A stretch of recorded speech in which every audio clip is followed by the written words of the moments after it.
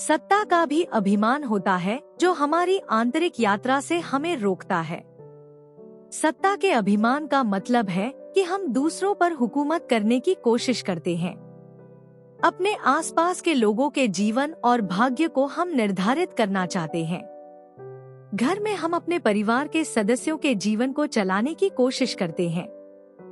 हम उनकी व्यक्तिगत जरूरतों या चाहतों के लिए कोई समय नहीं देते हैं। हम शासक बनके उन्हें तकलीफ पहुंचाते रहते हैं। इसके अलावा हमारे कार्यालयों में भी हम जो चाहते हैं उसे प्राप्त करने के लिए अपनी सत्ता का दुरुपयोग करते हैं और हम अपने सहकर्मियों के बारे में नहीं सोचते, जबकि हम अपने से वरिष्ठ अफसरों से बहुत विनम्र तरीके से व्यवहार करते हैं। हम अपने सहकर्मियों और अपने से नीचे काम करने वालों पर तानाशाही करते हैं। हम कितने शक्तिशाली हैं, यह दिखाने के लिए हम मनमाने निर्णय लेते हैं।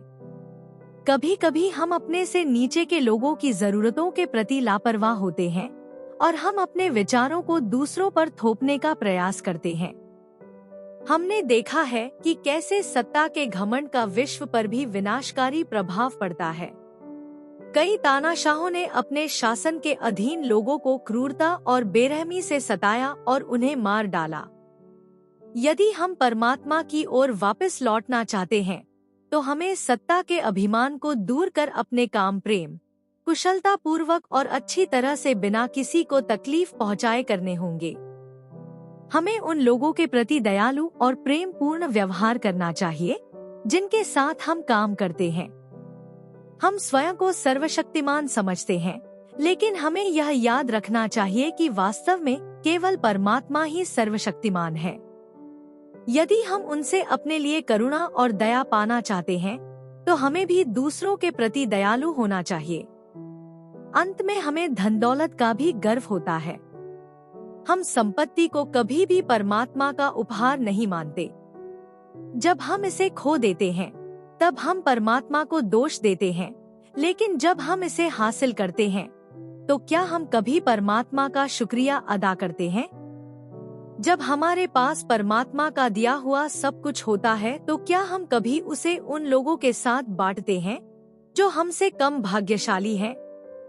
आध्यात्मिक मार्ग पर चलने वालों को धन के अभिमान के अवगुण से सावधान रहना चाहिए।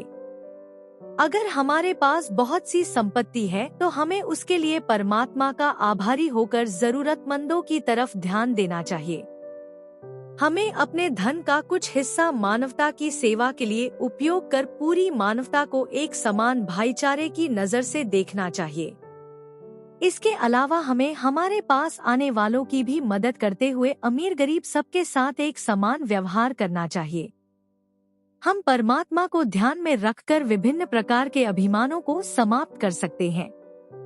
यदि हम चाहते हैं कि परमात्मा हमारे हृदय में प्रवेश करे तो हमें अपनी अहंकार को समाप्त करके उस जगह पर प्रभु को स्थान देना होगा। हजूर बाबा सावन सिंह जी महाराज ने बड़ी ही खूबसूरती से समझाया है कि ध्यान अभ्यास करते समय यदि हम दरवाजे के सामने खड़े होकर रास्ता रोक दें तो परमात्मा उसमें प्रवेश नहीं कर सकते, परंतु यदि हम स्वयं हटकर परमात्मा के प्रवेश की प्रतीक्षा करें तो वे भीतर आ जाएंगे। वे हमें अपने प्रेम, प्रकाश और संगीत से भर देंगे।